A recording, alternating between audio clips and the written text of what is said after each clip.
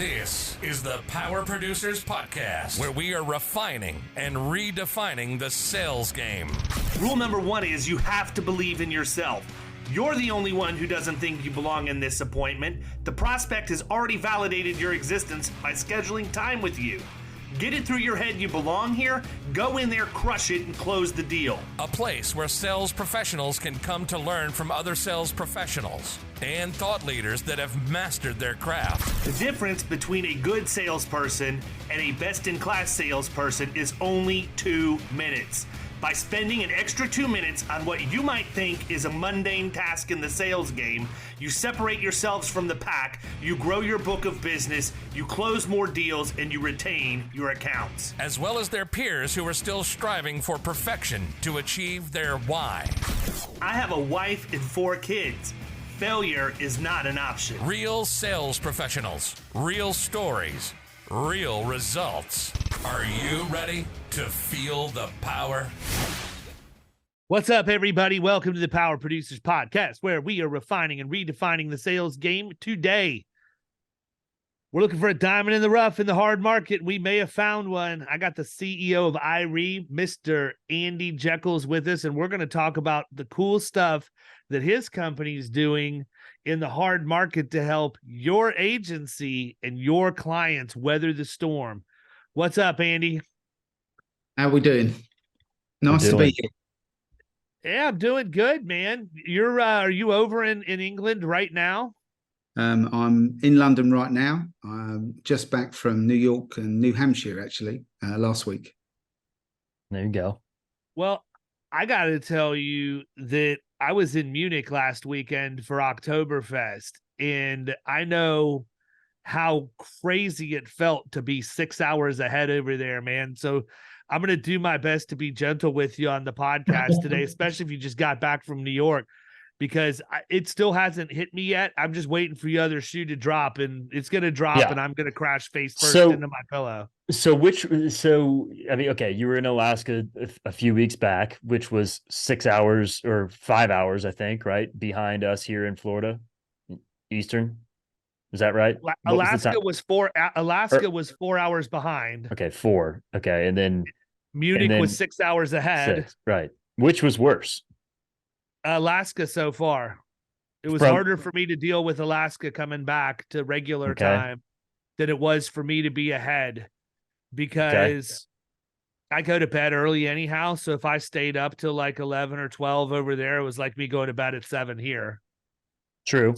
6 or 7. So it wasn't terrible, but you know, that makes sense. It also didn't help me that I got back and then the very next day hit a plane to go to Kansas City, which is another hour behind. So I went from 6 hours ahead to an hour behind in like 24 hours. And it was crazy, but I wouldn't trade it, man. It was a great experience. Absolutely loved Munich, loved Oktoberfest.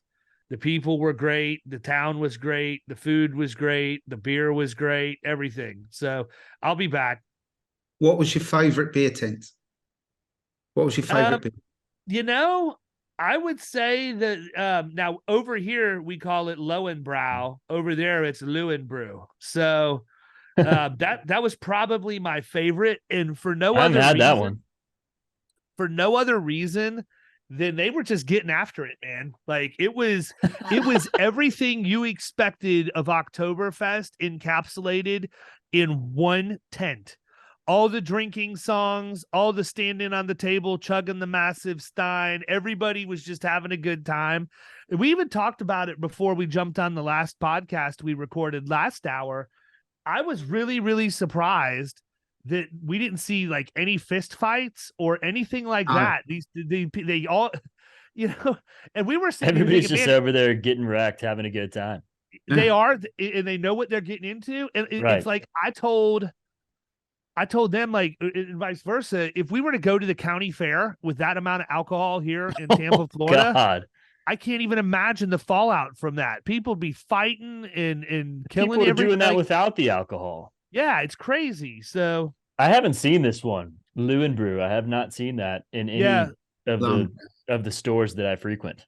No, it used to be like they used to have ads on mainstream media when I was a kid, but I think it's interesting. You learn a lot if you go over there under the right context. And to me, the right context was don't go get hammered at Oktoberfest every day. I wanted to go enjoy the experience, take in as much as I could. But I also, that's the first time I'd ever been to Europe. So I wanted to see a lot of the history and the other things that were around. So I did what any red-blooded American would do and took the double-decker bus tour around and paid attention and all of that. And it was interesting to me that you're not allowed to serve beer in Oktoberfest if you're not one of the 6 breweries that brews your beer in Munich. You have to be a Munich brewery to serve your beer at Oktoberfest. And the other thing that's interesting is, even though they have a variety of beers, if you don't tell them what you want, you're getting their Oktoberfest beer. They brew a special brew for Oktoberfest. It's a little higher in alcohol, a little darker, darker beer. But, if you're somebody who's a beer aficionado and you want to taste it as opposed to guzzle it, pretty interesting experience. It was good. I enjoyed it. If you just want to go guzzle beer, you're in the right place too, because they give you beer and lots of it. I think the thing that probably was the most interesting more than anything else to me was how a 5', 205-pound woman can carry like a dozen and a half. That's what I was. Oh man, I was time. just gonna ask you, dude. I saw a video on like Instagram the other day. I imagine it was from Oktoberfest, but it was this tiny little blonde girl carrying 13. I think it was 13. They said it was because she had 6 in each hand, stacked them, and then put another one in the middle on the top stack. And it was like, I mean, and like you sent me the video or whatever. They're not pints. They are like literal pitchers of beer. They're liters. They're liters. Right. So, and I mean, that could not have been an easy. I've done it a million times, but I would spill it all over the place. Well, my view is until you've walked into a beer tent the size of a football pitch, people standing on a trellis table doing "We Will Rock You" to an umpire band, you haven't lived. Right? That's before you're drinking. Yeah, right. or Sweet Caroline, or Be My Girl, or any Country Roads. Like, it was literally the same stuff we would be doing here in college or whatever. And he's not kidding, man. They were playing that stuff though. Oh yeah, everybody's singing it. And you go in and it's elbow to elbow. You can't. It's just everybody. If you have the opportunity to go to Oktoberfest, I highly recommend it. I also highly recommend you spend the next few minutes learning about Irie, because that's really why Andy's here. I mean, we could probably share stories about Europe. Kyle, we should ask if he knows Simon Leo, right? That would make this the best, but for sure, I know he doesn't. But talk a little bit, Andy, about your background, and then let's get into Irie and talk about what the problem is that you're looking to solve in the insurance world and how you're going about it. My name's Andy Jeckells. I'm co-CEO, co-founder of Irie, alongside my business partner, Rupert Taylor. And we put Irie together. We started underwriting January 1st, 2019. And it's a product that our product's called Repaid. And it's really designed to help clients turn premiums into profit. And when we're talking to brokers, I think that's a really important thing, is I think if you are a broker and you put your clients like long-term interests first, if you can give them something that can really help them, they'll not only buy from you, they'll repay you with their long-term loyalty. And that's what this product's been designed to do. Now, it's not for every sort of client. Because what we are, we're just underwriters. We are insurance and reinsurance underwriters. And what we're doing is empowering, a certain type of client, a certain type of business owner, to take risk and earn reward. And so that means it's not really suitable for every sort of client. It really is aimed at clients that are the best of the best. And so what we mean by that is what we call high-performing mid-market clients. So clients paying significant amounts of premium, $250,000 per line of business upwards. Our average premium is about $900,000, sometimes a bit less.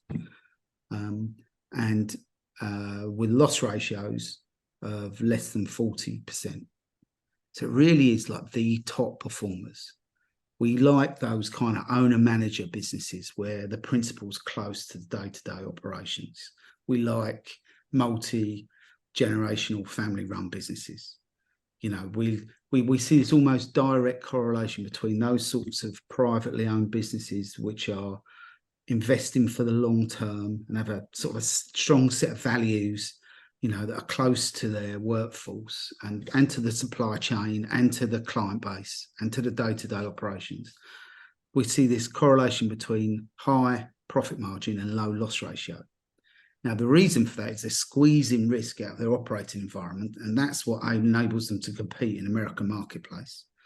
Otherwise, that risk erodes their profit margin. And so if you're looking after those operating risks, you're also reducing your loss ratios. And so the average loss ratio that comes into our program is just a shade under 20%. So it really is kind of like the best of the best.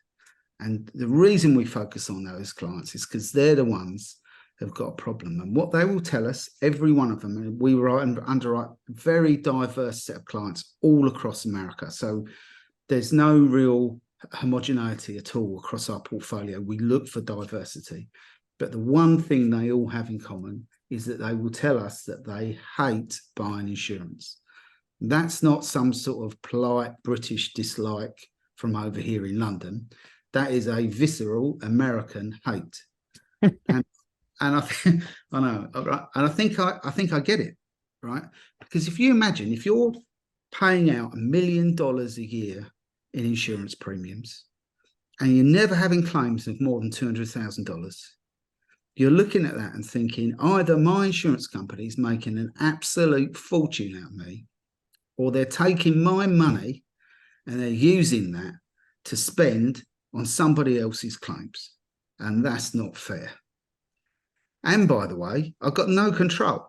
So if I'm running my own business, I do, you're master of your own universe, right? You know, you control everything.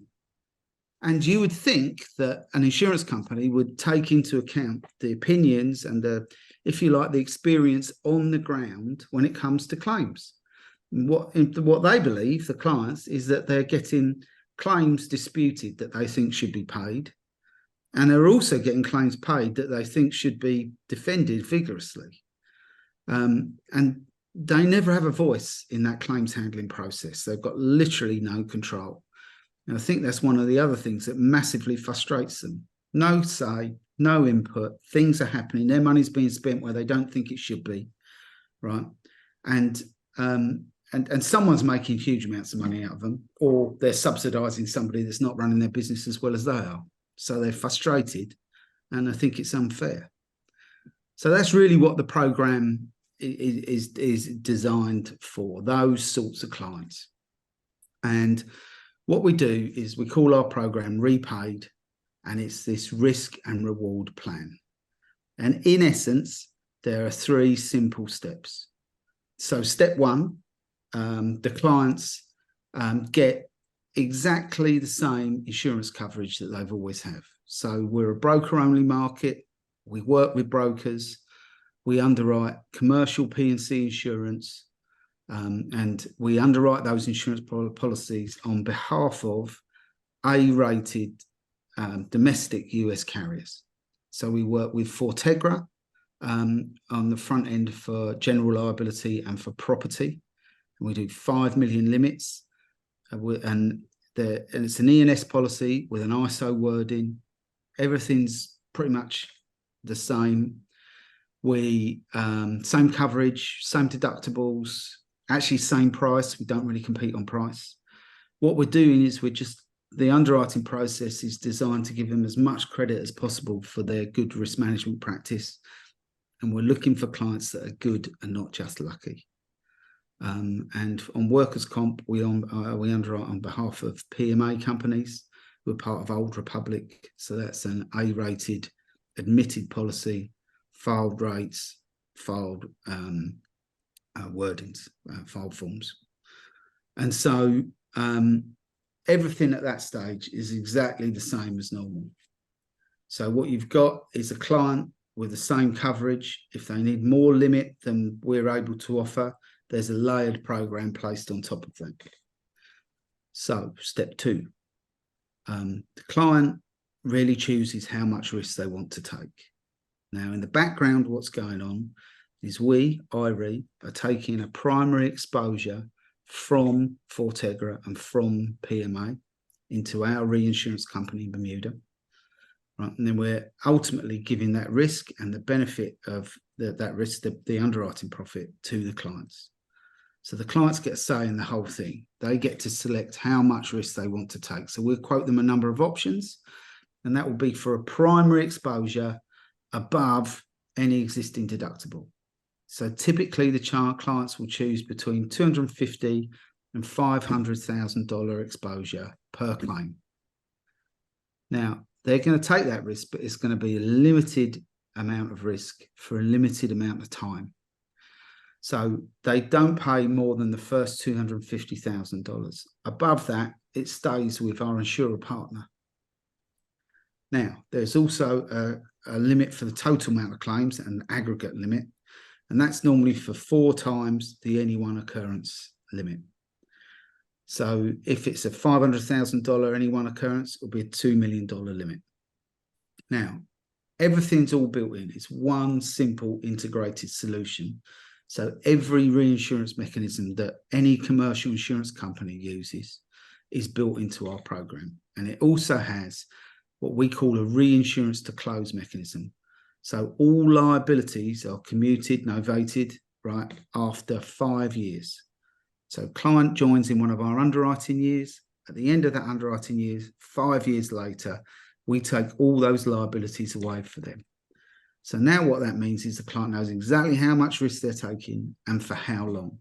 And for things like GL and workers' comp, where there's a longer tail, right, that becomes very important for them.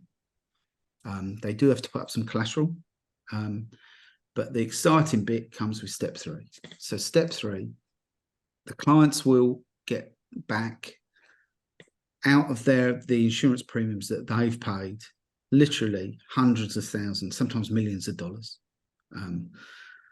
Now, what we do as IRE is we retain those premiums for 18 months after the end of the underwriting year they attach in. We pay out all their claims. We put a little reserve on that, so there'll be premiums, less claims paid, less like a loss reserve, which is outstanding plus incurred but not reported claims, which is actuarial set. And then we start paying the client some underwriting profit. And they can take that risk in a captive insurance company that they can own, which can be a really simple mechanism to set up, relatively low cost, very quick. And now they can be up and running with their own captive, with their own premiums, generating their own underwriting profit. And that underwriting profit can accumulate very quickly year after year, but particularly because the clients now get direct involvement in the handling of their claims. Now, they're not on their own. There's program loss adjusters, Gallagher Bassett and PMA, who are the third-party administrators. Right, and there's also program lawyers, Wilson Elsa, right, and everything's managed as any insurance claim should be. And obviously, how loud their voice is depends on the line of business that they're underwriting. So it's really a whisper with things like workers' comp, because there's a certain set of things that have to happen in a prescribed way, otherwise it prejudices the client's claim, and all that happens for them. But for things like property, obviously you've got a client paying their own claims for their own properties out of their own money. So they get a much louder voice and a greater influence over the claims handling. So what all that's doing is empowering that client. They can manage profit in their captive. And what we find is that even though our clients are performing at the very best loss ratios in the industry, so if you think a benchmark loss ratio might be 65%, it's generally accepted to be. A lot of the time, that gets exceeded, frankly. But our loss ratio based on gross written premium is just a shade over 5%, which is unbelievable unbelievably good in terms of a benchmark for the industry.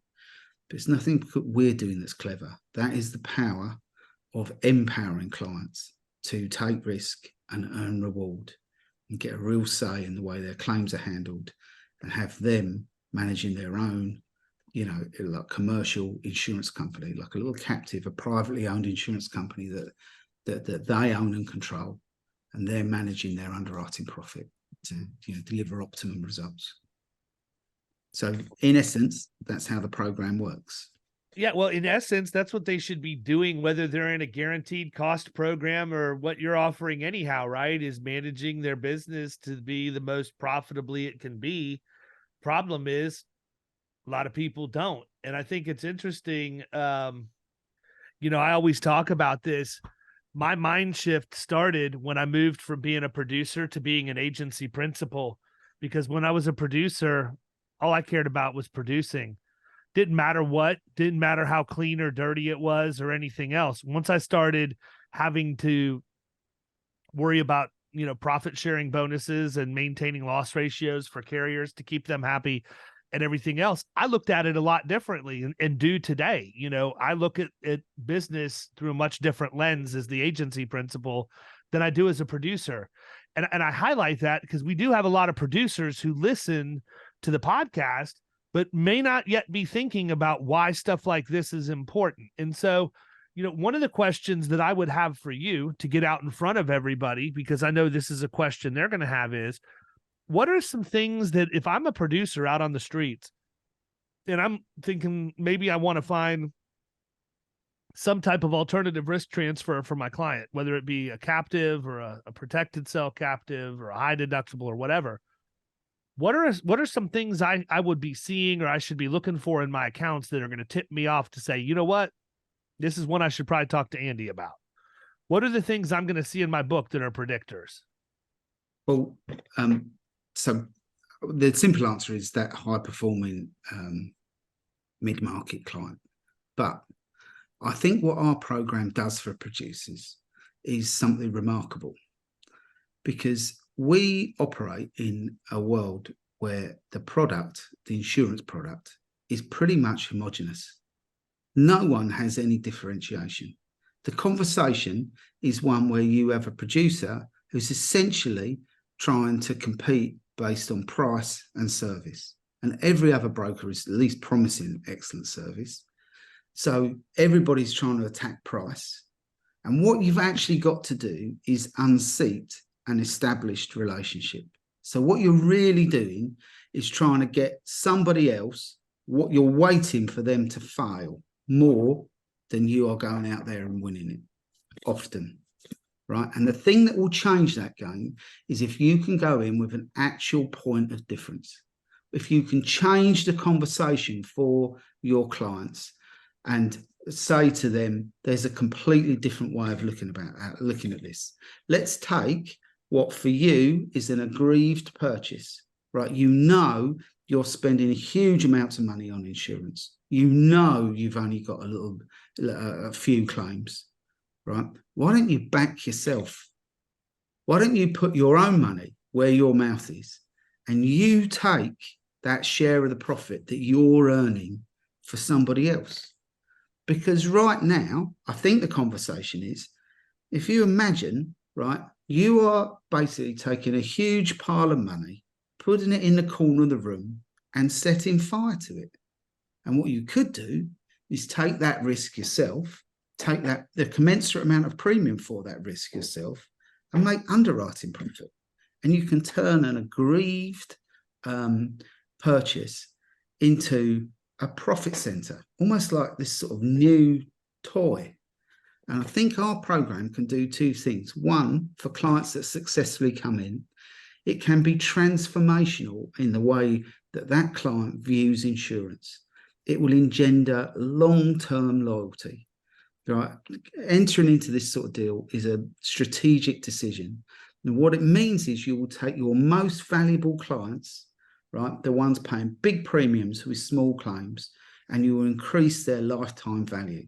But more importantly, any client of that kind of profile is going to want to take your call. I think we've got the greatest door opener there is out there, something that can change the paradigm. So I agree with that 100%.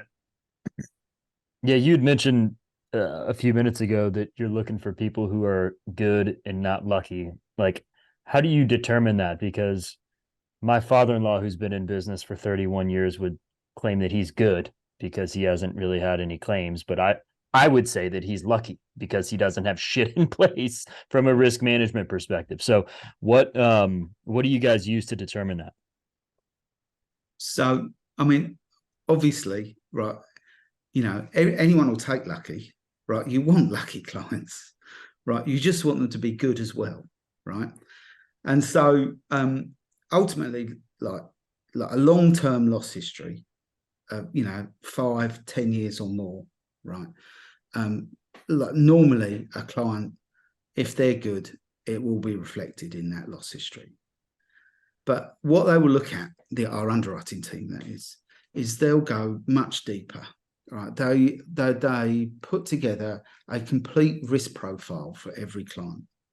Every client essentially does a telephonic interview, Teams now, video call, and we have our claims and risk management department actually talk to them about what's going on in their business. So what you have is people that are not doing just pure loss control, as in you are being forced to pay some money for somebody to come in and tell you what you already know. What we're actually doing is listening, and we're asking the questions that are based on, for a client with this risk profile, where are claims likely to come from, and what are you doing to prevent that? So we're looking at all their, for instance, we'll look at lots of their loss experiences. We'll look at the workers' comp as an indicator, even if we're only writing property. We'll do things like look at all their OSHA manuals, all their risk management manuals, everything that they've put together. We'll look at that company in the round. And the difference is when they are actually active, you know, when they've actually can prove they've got a hands-on approach to managing risk in their business, then they will get the commensurate reward for that. It will directly impact, one, their top level insurance premium that they're paying at the front. And bear in mind, that's just a piece of paper. No one knows what's going on in the background, right? But they then get in the background, which no one gets to see, is there's a really large amount of premium coming back to the client. Right, and the amount of that premium that they get, that is directly impacted by what risk management they're doing and how they're managing risk in their business. So, I mean, it's all done on a case-by-case basis, actually talking to clients. Well, you just gave an answer that was picture perfect for what I wanted you to say and didn't even realize you were doing it. But I mean, people that are listening to this is why you hear us talk about using mineral. This is why you hear us talk about using KPA. It's not as simple as answering on the Accord form, we have a formal safety program, yes or no. It even goes a step further than turning in a copy of a safety manual that is allegedly in place. The absolute best underwriters are going to want you to prove it. You got to prove that you're actually doing it. Yeah, sure, great. You've got 5 years of minimal losses. Oh, you have a safety manual. Awesome. What are you doing with that information? What kind of training program do you have? What happens when you hire somebody? How are they onboarded? What's the process they go through? What type of learning management system do you have for training to capture that people are actually going through it? Are you testing them to make sure that they comprehend the information that's in that module so that they're not just sitting there watching a video that's going in 1 year and out the next? You actually have a fighting chance that when they have to make a split-second decision, defensive driving, that they're going to remember that nugget that they got from the training program. And this is one of the reasons why you've heard me talk in the past about how we do our submissions, specifically do submissions on video. I don't want an underwriter just to see, what we're doing.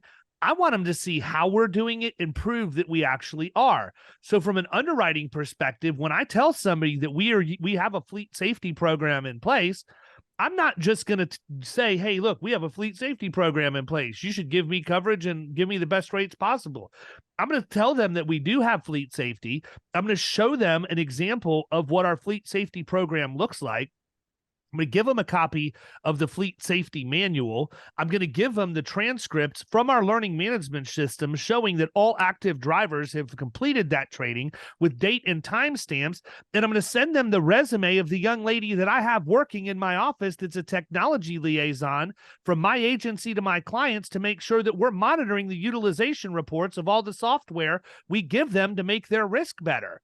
There's not an underwriter out there that if I provide that level of documentation along with clean loss runs and accurate exposures that aren't going to be jumping up and down to write business for us at good rates, because we're not just telling them what they want to hear. Here's what I learned about underwriters a long time ago. They know you're lying. They know you're trying to polish the turd. They know that you're trying to make it look way better than it is. So you have to remove all doubt from their mind before they ever have a chance to ask the question. And guess what? You may not hit everything, but if I were an underwriter and I had 10 bullet points that I wanted to see on every account, and I got a submission that clearly addresses 9 of them, probably not going to have a ton of heartburn when I have to ask the question on number 10. But if I have to ask you all 10 questions before I even can get through the submission, probably not a good prospect for my company or me as an underwriter. It's not what we're looking for. Or you can tick yes on the accord form, say see safety manual, get out the lever arch file, blow 1/4 inch of dust on it, and slap it down on the desk. Yeah, that's what we see all the time. And we know that. I mean, here's the thing. Producers, this is where the hypocrisy in our industry comes in, because a producer will go out and they will drive a wedge by talking about how the incumbent isn't providing this, isn't doing that, and they'll do it to get the deal done, and it stops there. They never do anything to make it any better. So 2 years down the line, performance hasn't improved, market hardens, it's even more difficult to get quotes and coverage placed, but you really don't have any options. Well, and this is where insurance really is still a people business, right? If you get people and you can see the whites of their eyes, and you ask the difficult questions, and you ask them to provide in-depth information exactly as you're talking about, you will get a far, far, far better result, right? That's how you identify the best clients. You're saying by going out and like physically meeting with them? Would you do it over video? Right. But just not over the phone. Yeah, we actually do video submissions. Right. I want to walk in. I'll capture every dusty corner I can find. I don't care. The underwriter already knows that there could be issues in an account. I just want them to know that I know those issues are there. I see them and tell them here are the things we're going to do to fix it. But I want to be clear. If you're an agent that's got a dog for an account and you think that putting it into some sort of a, loss sensitive program, whether it be captive or otherwise, is going to fix it, that never fixes the problem. It only magnifies it. This isn't for you to have a crappy risk just to find a home for it so you can write more business. This is for you to take the best performing risks from your book of business that are already clean and just suffering because of the hard market conditions. They're financially solvent enough that they can take a little bit of financial risk on their own, and you're giving them an opportunity to maybe take a little more risk than what a guaranteed cost program is going to have, but they also have the opportunity to share in the profits on the back end. That's called risk and reward. That's how life works. But you don't just take a sawmill that's had 4 guys sever their left arm and think, oh, I'll just throw that in a captive, and all of a sudden it's all right. But anyhow, the interesting thing, left arm, all right. Come on, guys, you got to work with me here. The interesting thing about that, David, is when you are on a call with a client and you offer them a deal where they're taking risk, a significant amount of risk, albeit for a significant amount of premium, if they don't believe that they're good, if they think they've just been lucky, they won't take the deal. Are there people that I see? I just think that all these people think that they are good and that they're not lucky. Like, I mean, how many people are you running into out there that are just that think they're just lucky? I feel like it's so skewed the other way. Just from people that I've talked to, they're like, "Oh no, we haven't had any claims. We got it all buttoned up." It's like, dude, I just saw a freaking saw laying on the floor of your showroom. Like, I think that is dictated at that moment when it's put up or shut up. When you're actually asking somebody to take risk, when you're actually talking about money, when they realise it's insurance and they could lose money, I think that's really what filters everybody. that's fair. Because up until then, you're just aggrieved, right? It's not real. Up until then, like if you imagine where you are now, I'm spending $1 million. I've never had more than $200,000 in claims. You're a broker and you walk into my office and then you're going to ask me for a $200,000 increase, right? It's a hard market. Why would I mean, I can't fail to be but offended. Right? But if I then think, do you know what? I've got some pretty big risks in there. You know, when you're talking about a sawmill, would you do it? You wouldn't, would you? You wouldn't be, you know, like, those sawmills and those sorts of risks, unless they are absolutely perfect. And we don't do sawmills, but that sort of risk, unless they absolutely know that their environment is good, that their workforce is on side, that they're managing their environment and their people are managing that environment. Right. I think that's the moment of truth. Yeah, 100%. Do you have a safety committee? Yes or no? Okay, that's where most people stop. How often do you meet? What do you do in those meetings? What are the types of things you cover? Where do you get the information for your topics? Are you looking at accident reports and incident reports and coming up with ways to prevent those things from happening in the future? Do you keep minutes of the meetings? What do you do with those minutes? Do you distribute them out to everybody in the corporation? I mean, I could go for days on all the questions that I ask and that we should be asking. The reality of the matter is, you know, Andy, when you move to the middle market, when you're in that, you know, 500,000 to whatever, you know, you're dipping your toe into the upper portion of the middle market before you get into national accounts at that point. Not every producer thinks that way. Most of the time it's, well, let me find a home for this. Let me get it placed quick and move on. The other thing is they don't have the ability to have the financial conversation to show the people the time value of money and why this makes sense. Well, I know that you do a lot of work with some. I mean, our program's not for distressed clients, but let's say you've got a high EMOD, right? You can put that client on a journey to reduce that, to rehabilitate them, and eventually end up in a program like ours where they're getting the reward for all the effort that they've put in to reduce that EMOD. Well, you're 100% right. That's exactly what I was going to say. We do deal with distressed clients, but we try not to leave them distressed. We need to give them a carrot that we can dangle that says, look, this is not something that's going to happen overnight. It's not going to happen in a year. It's probably not going to happen in 2 years. But in 3 years, as you start seeing relief, and in 4 or 5 years where you're operating on all, you know, clicking on all cylinders, operating clean in a clean environment, this is what you have to look forward to. Show them some level of incentive. Don't show them just what insurance is going to cost them. Show them what they can make back if they actually take the thing seriously. Because when you are dealing with distressed clients, one of the issues you have is getting them to fund the activities necessary to make themselves better. And a lot of people don't want to spend money unless they can see a path to getting that money returned. Insurance in and of itself isn't always the best predictor of that, because there's a lot of times where insurance carriers are not going to give them the reduced rates. The market could harden. Any number of other things could happen. So when you have alternatives you could look at, they're going to help you, you know, save money when you can't really save in other places. You need to get that out there and give that as an incentive for people to work toward that goal as quickly as possible, while setting realistic expectations and benchmarks along the way. Well, and I think the end of that journey, I mean, we're our clients are kind of like the end of that journey, right? Correct. So what you have is people that are improving. And then we've got clients that we underwrite. Now, what they're interested in above all right now is price stability. right? You do not want these, wildly increasing, decreasing, unpredictable insurance costs every year. And when you enter in a program like ours, I'm sure there are inflationary factors, right? But what we do is create as much price stability as we possibly can. Like we have, not always, but relatively flat renewals. And we do that because you're stepping outside of the marketplace. You are backing yourself. You're proving that the premium levels and the premiums that you're getting back to yourself are correct, right? And sometimes improving.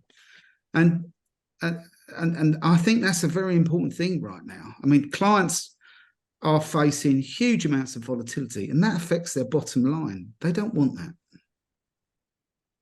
So if I'm an agent that's going out there and I get in front of one of these prospects that's paying $1 million in premiums, who hasn't had more than 200,000 in claims over the past 5-10 years, what do I do to get that in front of you and get you involved? Well, what we operate is business as usual for brokers, right? We have like an application form. We'll take in the Accord forms. We'll take a download from their agency management system, so they only have to input all the information once. We'll put all that information on our own application form, can fill in any blanks. We'll just steer them through the process. So all they've really got to do is email us, and we'll start that process for them. I mean, one of the disadvantages of our program is it is alternative risk transfer. There is more to know and understand than just getting an insurance policy and getting a cheap price. And we will take the brokers and hold their hands through that process, onboarding them, helping them onboard to their clients. For most of our brokers, they chair and coordinate the whole client relationship, but they'll get us in to help present terms. We really will help them step by step all the way through that quote and bind process. Yeah, absolutely. And so I know that this is still relatively new. You guys haven't been out there that long. Do you have any big success stories you can share at this point? Well, we've just agreed the renewal of our largest case, which is just a little over $4 million. So as far as I'm concerned, that's a success story. What we do is, and I would encourage if brokers like to reach out and they just shoot us an email, I can put them on our mailing list, and we send out on LinkedIn and by email regular examples of what we've been underwriting, so they can see, where is this client, what line of business, how much premium did they pay, how much premium did they get back, just to really examine a variety of different risks, and so they know where the client is and what they do. And it just triggers a broker to say, oh, I think I've got a client like that. And so we've had reasonable success doing just that, just the simple things, really. I think that's what everybody needs, the simple things done well. So what's on the horizon for Irie? What are you excited about? What have we not touched on so far? We are building a lot more infrastructure in Bermuda around our insurance company. We've got some exciting developments coming out there. We're certainly looking towards some product development. We're very interested in that professional liability space, to complement a lot of what we do in the sort of healthcare sector. Nothing surgical or invasive. So we're looking at that. I think that's very exciting. We're also doing a lot of work to build much taller towers of coverage, really to make ourselves much more of a one-stop shop for a broker. So a regional broker can come in and we can get not just a 5 million limit, but a full limit for them on either the property or the GL. So that's all the things that are being introduced in the last quarter of this year, building up to 1/1. Cool. I'm pretty excited about the 1/1 renewals, I have to tell you. Right, I think one of the things that we would do for all our brokers is we do first come, first served. So provided it's a legitimate quote, we'll log those quotes for our brokers, and that will defend them against anybody else attacking their clients. So we work with them starting now, really, to make sure they've got their accounts defended, that we know exactly what we're quoting. I think reinsurance is still increasing. The reinsurance market's still rising, particularly in the property space, and I think it will do for some time. And that is going to create that problem. That I'm spending loads of money on insurance. I don't have many claims. Why are you asking me for an increase? Mm-hmm. And if you want to defend that client, we've got the answer. But also, if you want to attack that client and go win them, I think we've got the answer. Nice. Good deal. Well, what have we missed, man? My email address is That's Jack. what I was gonna. Yeah, there you go. I always end up with. I always end up with how can they get a hold of you? But I think we pretty much covered about what we can cover without them reaching out to have that next conversation. So before we wrap up, Andy, how about giving them the best way to get a hold of you if they have an account that they think makes sense to talk to you about? Sure. So my email address is Jex, Jex, at i-re.insure. And if you'd like to find out some more about the Repaid product, you can check out our Repaid website, which is re-paid.com. There you go. There you go. Yeah, you heard it from the man. Gentlemen, it was a real pleasure. Thank you. Appreciate it. Yes, sir. Absolutely. Sure. Listen, make sure if you're listening to this, you heard everything that we said. If you don't think that you did, go back and listen again. Here's what I heard, though. You have a differentiator in a hard market that not a lot of other people have, understand, or are willing to use and broach the subject on. Number two, this is not designed for your garbage accounts that you just are looking for a home for before you send them to the last resort. Print out your book of business, draw a line at the top 20% and start there. Then look at the corresponding loss ratios to determine whether or not they're going to be a fit based on what you heard Andy say. 20% or better loss ratio, probably a really good time to have a conversation with him. 25% may want to have the conversation, can't guarantee that it's going to get anywhere. And if you start getting north of 30, 40%, it doesn't make sense to have the conversation. That person's not ready because they don't have the controls in place. The other thing is make sure that if you are going to have that conversation, that you come prepared. Don't just say, hey, I got an idea for something, maybe. Have data. Have something to back it up.